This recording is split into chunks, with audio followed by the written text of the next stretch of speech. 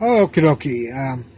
Today we're going to do gravitational light deflection near the sun, but I've done a lecture already on deflection before, but we did not use general relativity, and we saw that the derivation there was not adequate for what we see as what we measure astronomically. So today we're going to use general relativity and get a much better equation. The first thing we will be looking at is what's called a Schwarzschild geodesic metric, which is a Schwarzschild. When people say Einstein created general relativity, a lot of people don't understand, although you probably do if you're watching a lecture on general relativity, that Einstein created what are called tensor equations, which are basically a multitude of differential equations, and it took so that's not really he didn't really solve. He created the differential equations that people will have to solve to figure out the paths or the entities that inhabit, like black holes and wormholes and so on, that inhabit the universe and the universe as a whole. And so it took Schwarzschild to take Newton's tensor equations and transform them into singular differential equations. So that's actually what we're going to start with. I can't start with the tensors and go through that. This would be a 4-hour lecture if I did that, and it would be a nightmare. As it is, get ready, get prepared for one hell of a lecture. This is probably one of the most difficult lectures I've done, and it was almost going to be called my unfinished symphony, unfinished lecture, because near the end there were so many problems that I had to use multiple sources to try to figure out the solutions. Anyway, so this is going to be go drink your Pepsi or Coke, whatever you want, and get some energy for your brain. Here we go. We're going to look at the Schwarzschild geodesic or metric, and here it is right here. I'll just read it off really quickly. It's 1/2 r with derivative with respect to phi squared, phi with respect to time, derivative with respect to time squared, plus the angular momentum squared divided by 2 r squared, parentheses 1 minus 2 times the mass of the sun or whatever is bending the light, divided by the distance from the sun. The r here are all the distance from the what's called the impact parameter, the distance from the line of motion of the light or particle, distance to the center of the object that is deflecting that particle, and 1 over the total energy squared here. Okay. This is going to be more of a mathematical. We're going to get into the physics later on, and I'll describe what's going on. But for right now, you understand that we have a sun and we have light. You might want to go review my my other lecture on deflection. It'll prepare you a little bit for this. But you have a sun and light coming this way, of course, and it's being bent by the gravitational force that the sun is exerting on the light. All right. And this is, by the way, the equation for a massless particle here. So let's take a look at some preliminary equations. We're going to be making some substitutions. I hope you guys have taken your differential equations. R equals mass of u. Oh, by the way, if you notice this mass over r, there's also a g and speed of light squared in here also. But I left them off because we'll just throw them on at the end, because they're just stragglers that we can put later on. This is called kind of a dimensionless equation. So we'll be putting the g and the speed of light squared at the very end back onto these people. So don't freak out if you don't see the g and the light squared there. All right. So we're going to make the impact parameter equal to the mass of the sun or whatever black hole divided by u, some arbitrary dummy variable. The derivative of this, of course, is with respect to phi, is u will be a function of phi, is u to the negative 1 is negative m over u squared. Yeah, sorry, didn't put that there. The derivative of this is negative m over u squared times u with respect to phi. This is Kepler's law, which amazingly takes the same form. This is the angular momentum, Kepler's law, which states that equal areas are swept out by equal times. But it keeps the same form even when you use general relativity. So that's kind of interesting, but we'll need this formula. Phi, of course, is phi dot. That's the derivative of phi with respect to time. The angular momentum L and the impact parameter R, the distance from the center of the black hole or sun to the path of the center of the sun or black hole to the path of the line of the light, or spaceship or particle, whatever. Okay? And then I took this guy and solved him for u because, so just a little bit of algebra. This is actually the same equation as that, but we'll need both of them. Okie dokie. So with these three things, we'll be substituting these people, these four things, into here. So who's our phi? Our phi is this guy right here. So all those people got popped into there. Squared is all of those people squared. Who's phi dot? Phi dot is L over R squared. So L over R squared got popped into there. There it is. And squared is squared. Plus, here's L squared. There's L squared. And then who's R squared? It's M over U. So you get M on the bottom, R on the bottom, M on the bottom, U squared, M squared. U squared is this R squared. 1 minus 2, M over R. M over R is U. So these people became U. And there's the energy. Now you're going, where's the 1/2? Well, this 1/2, 1/2, 1/2 actually all cancel right there. So all the 1/2s cancel. So we get this, because when you plug these people into here, you get this right here. Well, I just did some algebra from here to here. Just some algebra. So m squared, u to the 4th, u phi squared, L squared. I will describe this whole here. This is R squared. Squared is R4. Well, R4 is M4, U4. So you have M4, U4. So this R squared squared became these people right here. Okie dokie. There's the L squared. This all stayed the same, and that stayed the same. Okay. If you do a little bit of algebra on this, of course you can cancel. U4 cancels. M squared, M4, M squared. So you can multiply through by M squared. There's that guy. And divide by L squared, divide by L squared. So he comes here. Here's the E squared. There's that guy. And there's the U squared. That takes care of a little bit of algebra again. Okay, so we get this guy. What we're going to do is take the derivative, not algebra, calculus. We'll take the derivative of this. The derivative of this is 2 u phi, phi. The derivative of, you'll multiply that in, and then take the derivative. Derivative of u squared, 2u, u phi, minus 2u cubed is minus 6u squared, u phi, equals, these are all constants, the mass, the angular momentum is constant, and the magnitude, at least, of the angular momentum vector, and the total energy is constant, so the derivative of that, of course, is 0. Okay, and if you do a little bit of algebra here, a little bit of simplification, this becomes this right here. Alrighty. And I just rewrote it again right there. If we assume, here what we're going to assume is that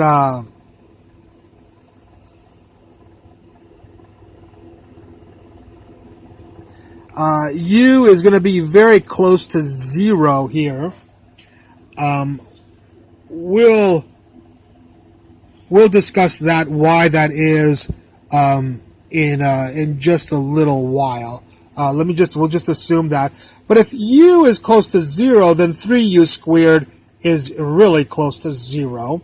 So therefore, we'll throw this away, and this equation will become this equation when you make that 0. If you solve this, of course, differential equations, you'll get this right here. And now we'll see u equals m over r. So u equals m over r. If r goes to infinity, then u goes to 0, and phi will go to pi over 2. I guess it's time for me to talk about this right here.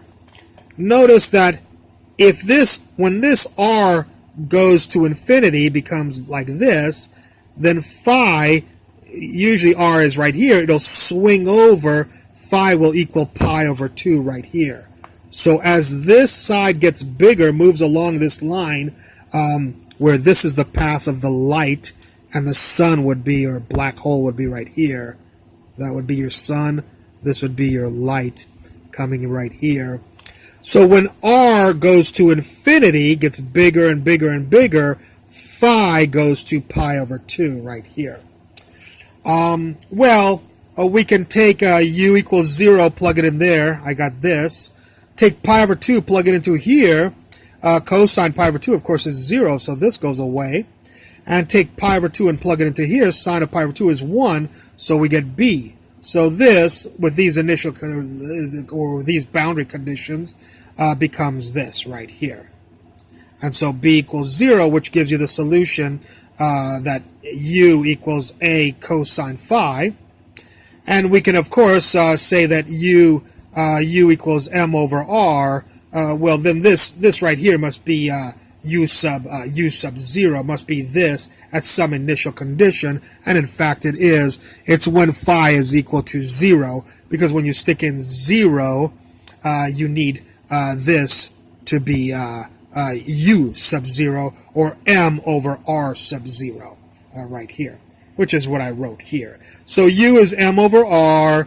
U sub 0, the closest approach is the mass of the sun, or black hole, divided by this distance, which we'll call r sub 0 right here.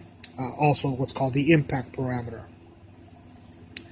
Okie dokie, so this can be seen as this right here. Now, we're still going to use this because we don't want to carry all these people around. There's some derivations that you'll see if you go look up other people doing it.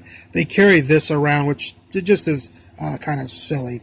But anyways, we're going to take this person right here, our solution that we got when you made it equal to 0, and we're going to take that and plug it right into here, 3u squared. We have a solution for that, and we're going to plug this into here. So here's the u phi, here's the plus u, here's the plus, or the equals, here's the 3, and then u, here's the squared, and then the u, we're going to change to our solution here, what's called our homogeneous solution, if you think about it, u sub 0 cosine phi. I wrote that as u sub 0 c, and don't think that's the speed of light. C is going to be cosines, and s is going to be sines. We're going to bring the c of light at the very end. So that's another reason not to put in the speed of light in your derivation. All right? So we're going to take our solution here and plug it into our original differential equation. And now we're going to solve this differential equation here. And that's where things get a little bit fun. Well, the first thing is we need to figure out, we already have the homogeneous solution, so we're going to figure out the particular solution. So we're going to have to make a guess. So our guess is A, since it's cosine squared phi, we're going to guess cosine squared phi, sine squared phi. Again, C is cosine phi, S is sine phi. And then constants A and B. We'll take the derivative of this, and then we'll take a second derivative of this. And if you do that, I didn't write it out, because I'll let you do that at home. But if you take two derivatives of this, you will get this after you do a little bit of algebra. And then if you, then what we're going to do is take, that's the second derivative of the particular solution. Then we're going to take the second derivative and plug it into here. So this, all of this is the second derivative, which is this guy right here, plus that plus is this plus is that plus, and then you'll need u. Well, u particular is these people. So these people get plugged into there to give you those people right there. Here's the equal sign. There's the equal sign. Here's the 3. Here's the 3. And then we get u squared 0 cosine squared. So if you take these people, just like you do in differential equation, and plug them into the differential equation, we'll hopefully find out who Mr. A and Mr. B are, which is going to be fun. So what we're going to look, of course, here is, let's see all the cosine squared people. Negative 2a, 2b, a, no, equals, and then yes, 3u squared. Let's look at all the sine squared people. 2a, negative 2b, b equals no sine squared here, so 0. So these are all the cosine squared terms. These are all the sine squared terms. That's two equations with two unknowns, Mr. A and B. You can solve that. I'll leave the algebra for you. A will equal u0 squared. B will equal 2u0 squared. And so now we can make Mr. U particular, this guy. Do you know Mr. A? Yes, he's u0 squared. Do you know Mr. B? Yes, he's 2u0 squared. So sine squared. So c squared is cosine squared phi, s is sine squared phi. If you do a little bit of trigonometry on this guy, you get this. There's no calculus, no derivatives, no integrals. Just the trigonometric identities will change this guy into this guy. You should be able to handle that. Now that we have u particular and we have u homogeneous, we can figure out u general, which is a homogeneous guy right here, plus your particular solution right there. So that guy is right here. So the total u solution is the homogeneous solution plus the particular solution right here. Okie doke. One comment I wanted to make is usually we do not solve differential equations like this. The problem with this differential equation was, the reason we solved it like this is because it was this was a u here. If this would have been a phi, then we could have solved it the normal way. But because it was a u, we cannot solve it the normal way. We have to solve it this way. So some of you who are asking, how can you do that? How can you plug that in and take the homogeneous and plug it into here? You're learning a new method of solving these types of equations. Some of the other people will have seen this before, but if you haven't, then you're welcome for showing you a new way to solve a differential equation. Okay, so here's our total solution for u. We're going to let r go to infinity again. U will go to 0, as we discussed before. And now we will discuss the picture of what's going on here. Let's discuss the picture here. Here's our light ray here, and here's our phi right here. This is the closest approach of the light ray, and this is just an arbitrary r, a variable r that goes along as the photon goes along here. Now, one thing is, this angle is phi. And if we look over here, I've redrawn this triangle, and I've done a perpendicular right here. And if this angle is phi, then this angle is phi right here. Okay? Now, what we have here is, here we have just light moving along a straight line. It's not bending. So I'm going to have to show you light that bends. So here's light coming along. The arrow doesn't go this way, of course. The light is coming this way. And here it is. Light is bending about the sun right here. Try to separate these. This is one picture. This is another picture. This is a new picture. So here's our sun. Our sun was right here. The sun was right here in this picture, and here's our sun right here. Now, here's light coming along here and being bent by the gravitational force of the sun interacting with light, because light has an effective mass, even though it is a massless particle.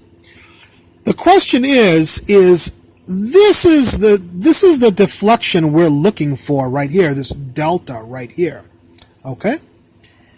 And what will happen is, if we look at r equals infinity, which is way out here, then not only, if we look at the light coming like this, then this would be when phi was equal to 90 degrees, pi over 2. Then this arm would be swinging here, right here for infinity. But notice that light is being bent even more than that, more than pi over 2. It's being bent, or it's bending around the sun another delta degrees, or delta rads, you know. So actually the total bending will be phi plus delta, which is pi over 2 plus delta. So light will actually, on this end, bend delta, but in actuality, phi, even if there was no bending, would be at r equals infinity, would be at a value of pi over 2. So, it's just like what I said that before here. There, light is not bending at all. There is no sun. Light is just cruising along.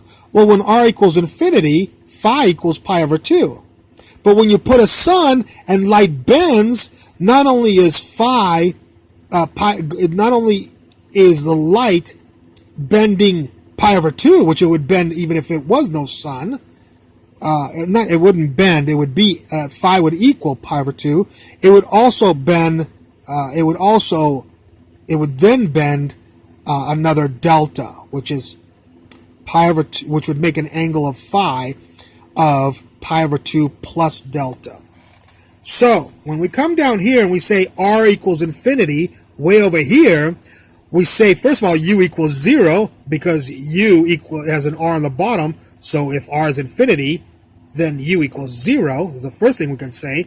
The second thing we can say is that the angle phi will be pi over 2 plus, the angle phi will be pi over 2 plus delta. Okay? So these three quantities will be plugged into our total solution for u. So do you know u general? Yeah, it's 0. Boom, 0. There's the u sub 0. Here's the cosine. Now I'm putting the arguments of the trig functions. It's the cosine of phi, and phi will equal pi over 2 plus delta. Plus u sub 0, 1 plus, you can barely see it, but there's a 1 right there. 1 plus sine squared of pi over 2 plus delta. All right? Now, if you do a little bit of trig here, here's the 0, here's the u sub 0. Cosine of an angle is cosine cosine minus sine sine.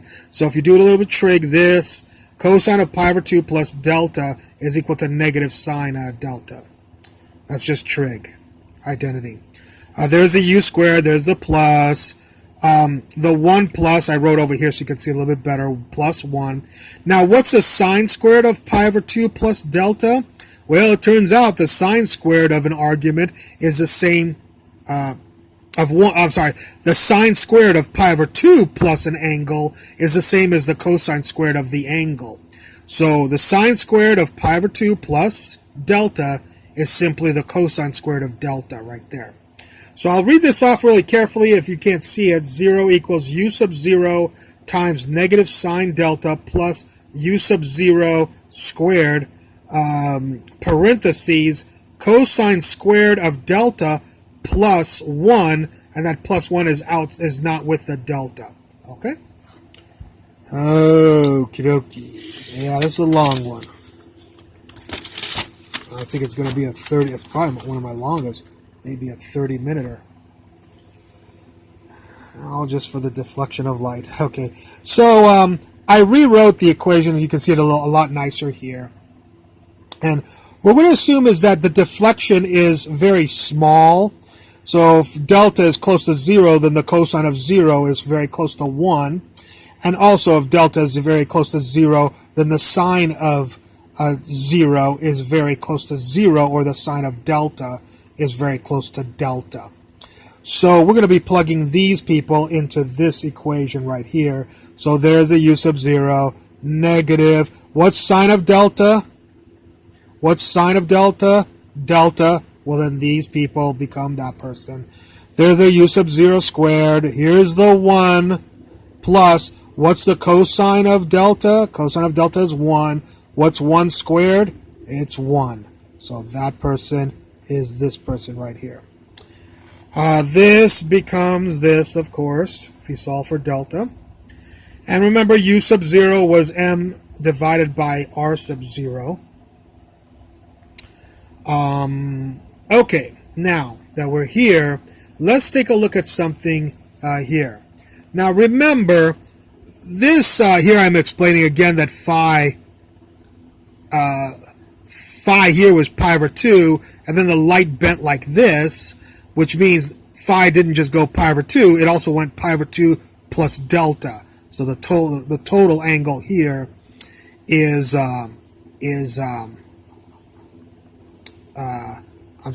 the total angle here is again delta plus pi over 2. Okay. Now, light was actually, by the way, if we look at the light and it bends around, of course, by symmetry, this is delta, but so is this. This is delta also from the straight line path. So it goes around like this. So you have a delta here and a delta here because we were only concerned about phi for this side. We didn't talk about phi for that side. Of course, if you, by symmetry, if you did phi on that side, you'd get a delta over there. So since you have a delta over here and a delta over here, what is the total deflection? Well, if you have the starlight here, and it comes like this, and it bends like that, then the starlight actually would want to go this way. Well, if this is delta, first of all, then this is delta. Opposite angles. So if this is delta, that's delta. Well, now we can see that not only has the angle between this and this is actually delta plus another delta right there. If you look at it like this,